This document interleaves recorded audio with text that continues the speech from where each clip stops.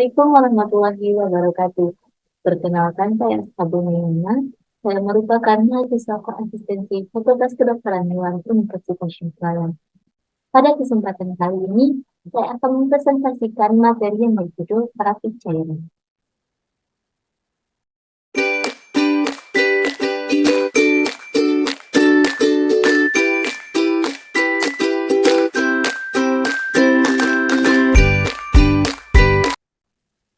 Nah, di sini saya mengurus studi kasusnya itu adalah infeksi Campylobacter pada anjing lokal.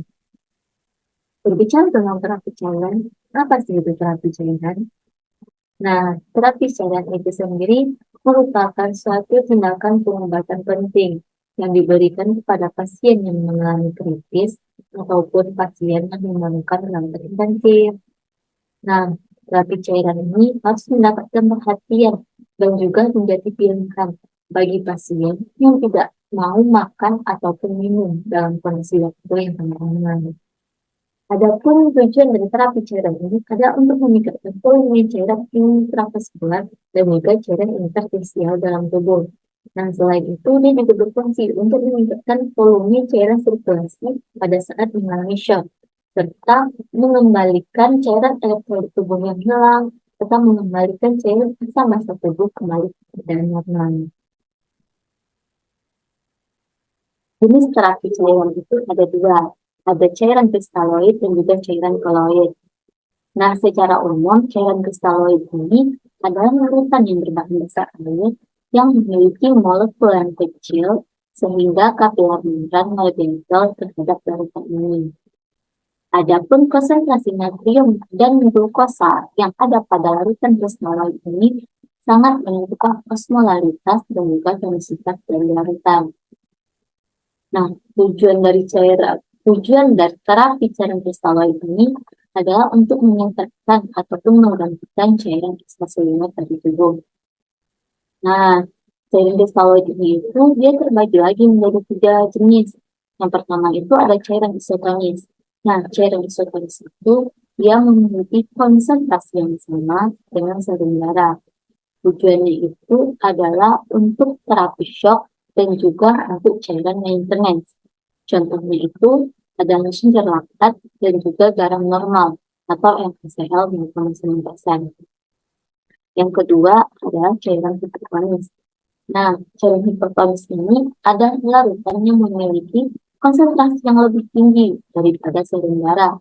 Kegunaannya itu adalah untuk terapi shock yang meningkatkan cairan intravaskular. Nah, yang ketiga adalah cairan hipertonis, di mana larutannya ini itu memiliki konsentrasi yang lebih rendah daripada serum darah. Nah, biasanya cairan isotonis ini digunakan untuk cairan maintenance pada pasien dengan resiko retensi cairan ataupun pasien gagal jantung. Contohnya itu ada dextrose 2,5% dan juga MCL 0,5%. Nah, jenis terapi cairan yang kedua itu adalah cairan koloid. Nah, cairan koloid ini adalah larutan dari kristaloid yang memiliki molekul yang lebih besar, sehingga tidak dapat menembus dinding pembuluh darah. Nah, cairan koloid itu digunakan sebagai pengganti dari cairan intravaskular tubuh. Nah, cairan koloid ini sama seperti cairan kristaloid, dia juga mempunyai jenis. Cairan koloid ini itu mempunyai 2 jenis, yaitu koloid alami dan juga koloid sintetis. Nah, koloid alami itu adalah darah total, plasma, ataupun albumin pekat yang dalam bentuk protein. Sedangkan koloid sintetis itu seperti yang tampak pada representasi, yaitu dextran dan juga hidroksietylsterase. Nah, kedua cairan koloid sintetis ini dalam penggunaannya itu dapat digabung dengan darah total ataupun plasma, tetapi tidak dapat dianggap sebagai pengganti produk darah ketika albumin ataupun antithrombin ataupun protein berorganisasi sangat dibutuhkan. Nah, selanjutnya kita masuk ke bagian sinyalemen dan anamnesa. Nah, di sini dari kasus yang saya ambil, dari hasil sinyalemen dan anamnesa itu, anjing bernama Sam dengan berat badannya itu adalah 2,1 kg, berumur kurang lebih 3 bulan, dengan warna bulunya itu adalah putih hitam.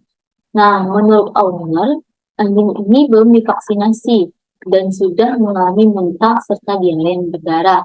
Selain itu, ketika dibawa ke klinik, anjing ini sudah dalam keadaan lemah dan juga tidak mau makan. Dari hasil pemeriksaan fisik, didapatkan suhu tubuh anjing adalah 39,8 derajat Celcius. Nah, turgor juga lambat, serta mukosa anjing dalam keadaan pucat. Ketika diperiksa tekanan pulsus, tekanan pulsus ini sudah tidak terasa lagi, yang indikasikan bahwa anjing berada dalam derajat dehidrasi 7%.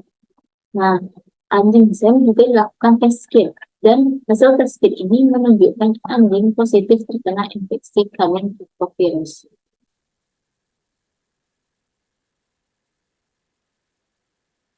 Nah, setelah dilakukan pemeriksaan fisik dan juga memperhatikan gejala klinis dari anjing SEM, maka terapi cairan apakah yang harus kita berikan kepada anjing SEM?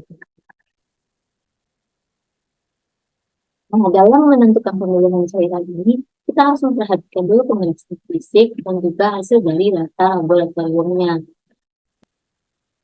Kebutuhan cairan untuk pemeliharaan fungsi tubuh ini harus disuplai ketika pasien tidak dapat ataupun tidak mau minum air yang cukup untuk menggantikan kehilangan cairan tubuh secara normal, di mana kehilangan cairan tubuh secara normal ini dapat terjadi melalui urinasi, defekasi, ataupun dari kulit melalui keringnya tubuh.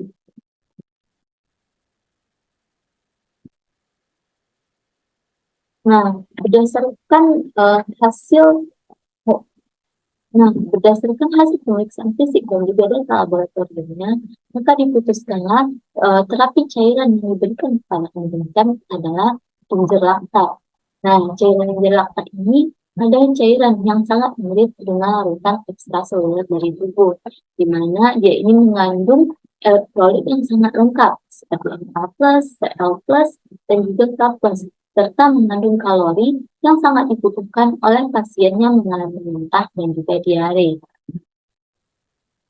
Cairan ginger laktat ini adalah cairan alkalizer karena mengandung laktat yang merupakan prekursor bikarbonat, di mana bikarbonat ini sangat penting dalam penentuan kadar asam asam.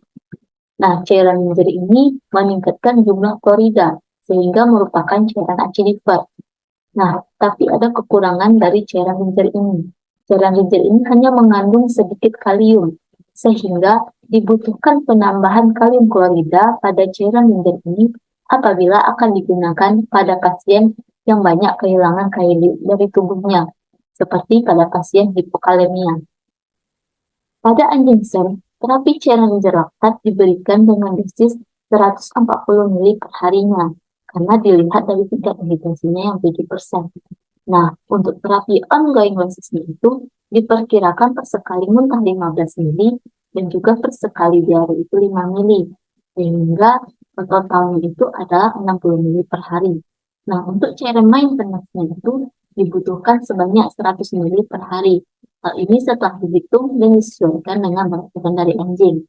Jadi, total terapi cairan per hari yang dibutuhkan oleh anjing SEM adalah 300 ml.